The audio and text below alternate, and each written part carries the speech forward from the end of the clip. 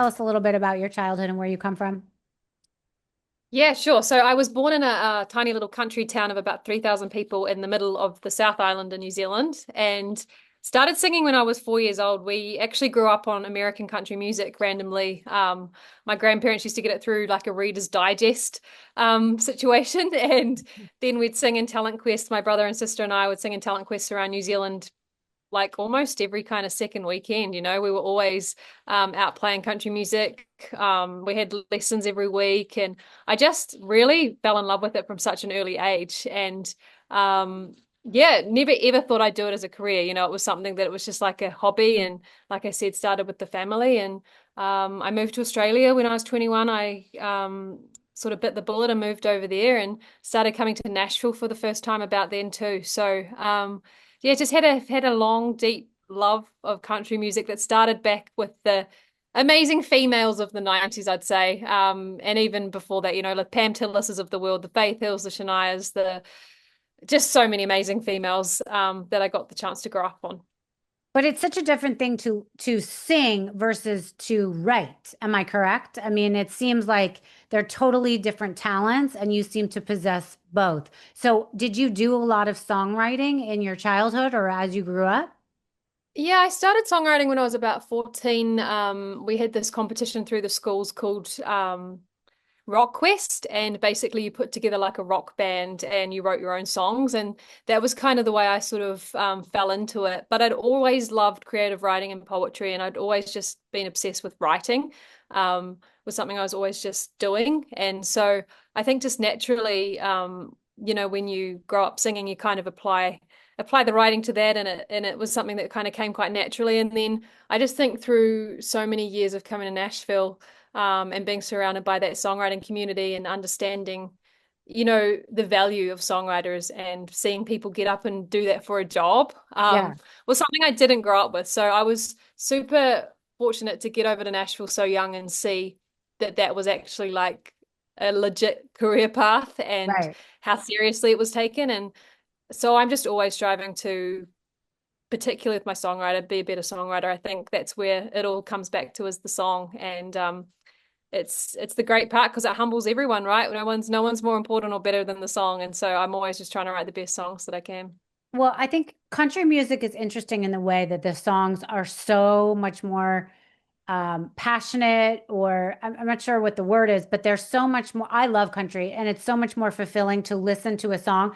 And I've heard myself say a few times to people, "Oh my God, listen to the words," or "Didn't you love that song?" And they're like, "Yeah, it has a good beat," but they like miss the words. And in country music, it's not to me necessarily about the beat. It's about the words and how they fit with the beat. And it's such a good feeling. I'm getting married at the end of the year, and we have a Oh, country. congratulations. Oh, thank you. But we have a guy who's flying in because he is a country DJ where he mashes all those great songs up with like, the 80s songs. But like because I love them so much and they resonate with me, and it's just like my favorite of all, the genres or whatever. So, I anyways, love hearing that. I yeah, love yeah. hearing it. I think you're right. It's the lyric, and at the end of the day, I think that drives country music. And everyone in Nashville's always trying to write that hook. It's like Yeah. that little lyric twist that you didn't see coming. I think is everyone's kind of end game, and nobody does it better than Nashville. The Nashville writing community is,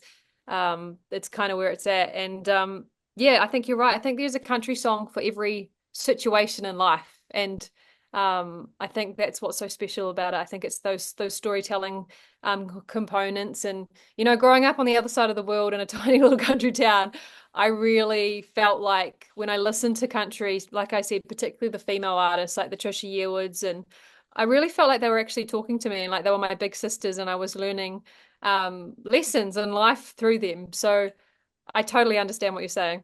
Yeah, that's amazing. So what was the first moment in your life that you knew like, oh wow, maybe I could make this into a career? I know that at and tell me if I'm getting this wrong, at 18 you won the New Zealand Gold Guitar Award. Is that the first thing that you won that you were like, "Oh, I'm kind of good at this?" Yeah, I actually think it was. I feel like that's kind of the pinnacle one in New Zealand, and it was sort of around the time that I'd just gone off to college or university, and So it was something that, you're starting to kind of actually think about what you're wanting to do with your life. And that really was that thing that kind of cemented it for me, where I was like, okay, this could be a real thing. And then, like I said, I moved to Australia not long after that, and I won a competition there called Toyota Star Maker, Mhm. which obviously Keith Urban won back in 1990, which was really amazing to be part of that whole Star Maker legacy. And Yeah. I think between those two things, I feel like there was that moment of those sort of years that I was just like, this could actually be something. Yeah. Right. Now, in between, did you have any other jobs? Lots of jobs. What did you I do? feel like, oh my gosh, everything. I worked at a newspaper, and I worked out at a farm stay in the evenings. I was juggling a couple of jobs at a time. I was doing full-time cafe work at one point. I was gigging like 3 or 4 nights a week. I always tried to make sure that I was regularly playing music, even if it was pub gigs, I was always doing probably minimum 2 or 3 gigs a week in that Okay. space. I actually started doing the pub gig thing really young in New Zealand. With a friend of mine. We actually played like every Friday and Saturday in my small town, right from the age of 16. And it was kind of the way I paid for my college, or Oh, my wow. university. And I think it was those years of like just teaching you how to handle every situation Of course. and how to sing for 3 or 4 or 5 hours a night and not lose your voice. Yeah. So I actually, yeah, I love that I, you know, did those sorts of things early on. I was juggling an early childhood career at one point, but I've always just done what I've had to do to make it work. And it wasn't until The Voice that this has become a full-time thing. So it takes a long time, is Yeah. what I've learned. And you kind of just got to do what you got to do, till you can Right. do the thing. Yeah. Okay. So let's get into the moment at The Voice. First of all, how did you decide you were going to get on The Voice? How did you do it? And how did you write that song before that? So that's a bit of a journey, that song. I actually had the idea like in the middle of the night. It was I just recorded like a little voice memo, and it was basically just the chorus melody, like the da da da da da da. And I woke up the next morning and listened back, and I was just hearing like a lot of like Keith kind of titles as I was singing it, like just how they would fit. And so I started writing it down, and then I actually just didn't really think much of the idea. I sort of tried to take it to some national rights and then just kind of chickened out. And then I was writing with two really good friends one day, Lindsay Rhymes and Phil Barden in Nashville. And I was like, guys, I've got this idea. It's absolutely crazy, but basically, I want to try and write a song using as many Keith Urban song titles to tell the story, but to make it as subtle as possible so that if you weren't necessarily familiar with Keith's music, the song would still make sense. Right. And it was one of those songs that we literally wrote it in like 40 minutes. It kind of wrote itself in a way that I feel like some of the best songs I've had have been that way. Like some days it's a grind and you're there from 9 to 5, and then some days you get these like little flukes of the universe helping you out. And that's what that song was. We wrote it in like 40 minutes. We had the demo that night. But then I sat on it for ages again because I was just like, this is a terrifying idea to write, like basically a tribute to someone I have looked up to my whole life. Right. Um, and I didn't know, like, is it crossing any weird lines? Like, so it just sat on my demo kind of inbox for about 9 months, and I'd be driving around every now and then and play it and be like, I think it's a good song. Like, I just think maybe at some point I just need to put it out. So, long story short, put it out in 2019, went out into the world, kind of did its little thing. And then we obviously went into COVID, and we were getting to the end of 2021, and we'd been on some pretty harsh restrictions in New Zealand with what we could do. And I'd kind of got to that really, I feel like probably a lot of people got to this point during COVID where it's just like I had to stop feeling sorry for myself and be like, I'm going to start and make some positive changes. Mm. And I kind of decided it was this week, and I was just like, whatever the next opportunity is that falls into my lap, I'm going to do it no matter what it is and how scary it is. And it just so happened that the auditions came into my emails that next week. And I was like, here we go. I'm going to try something new and something scary. Oh my gosh. Wait. Okay. So was it just a random blanket like spam email that they send to everyone? Just their generic, like, we're looking for auditions. And so like I said, I'd made that decision. I need to make some changes, get back on track with my life. And And so I applied and got accepted straight away. Wait. Did How do you apply? Tell us how that works. basically you just send in a little video of singing a song. And was it And I that song? No, it wasn't. I can't. I think it was the Dixie Chicks because originally I was meant to be doing Landslide by the Chicks. Okay. I think that must have been the one that I sent in. So send a little video in. They kind of reply, and you end up having like a video Zoom and going through a bunch of different songs. So we went through.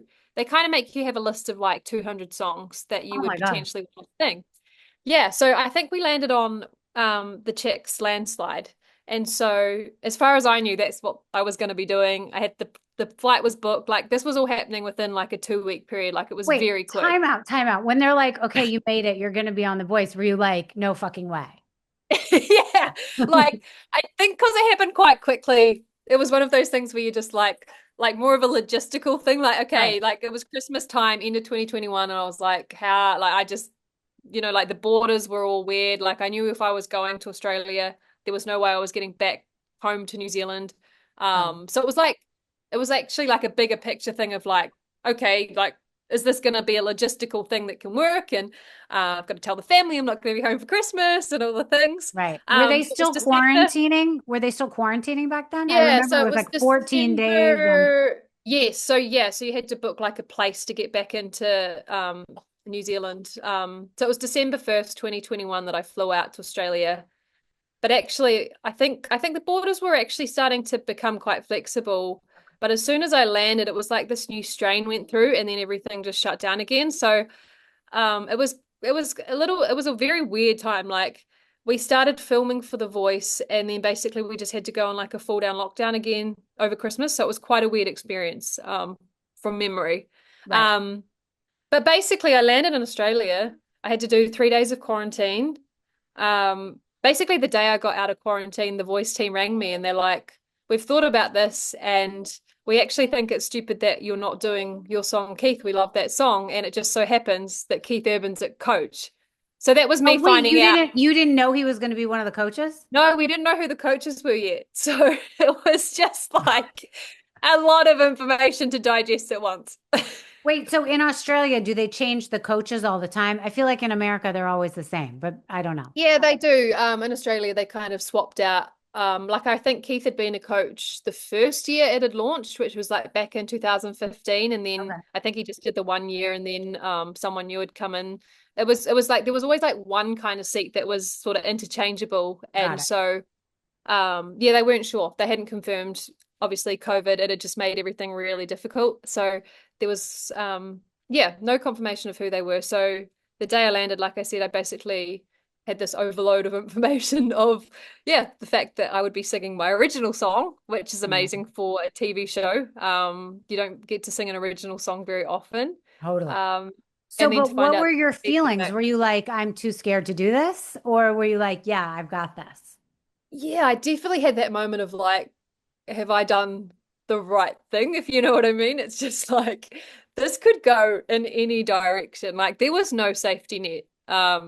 It was very much like this is it. Like I'm gonna be singing my song to the back of his chair with no idea if anybody's gonna turn around. Like it was terrifying. I don't think I've ever been as scared in my life, actually, if I think about it.